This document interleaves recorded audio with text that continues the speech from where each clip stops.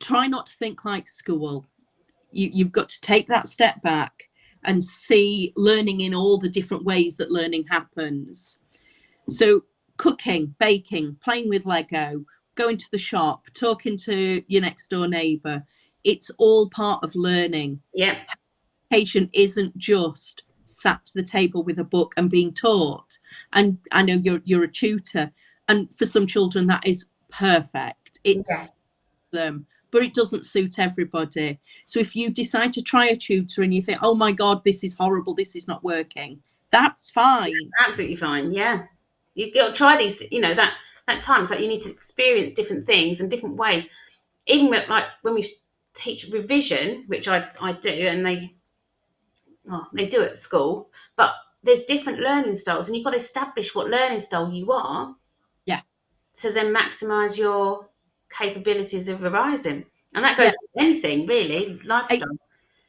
And that's the other thing is, if you are going to find a tutor, you need to make sure that they understand home education and that they're not going to force school type learning if it's not right for your child.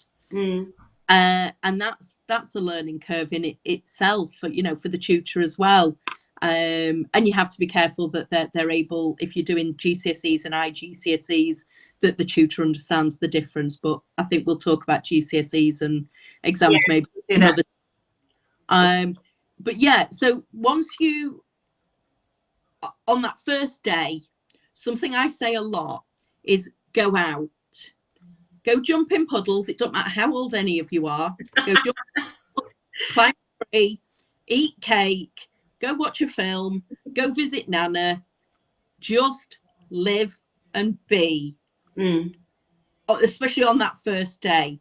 Because if your children wake up on that first Monday morning and you have a lesson plan and you're teaching them, I can promise you by week 6 or 7, you will hate each other. You are parent, not teacher. Most home educators don't consider themselves a teacher. They're a facilitator.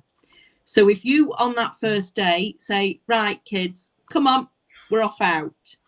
And you go climb trees, you go feed horses with permission.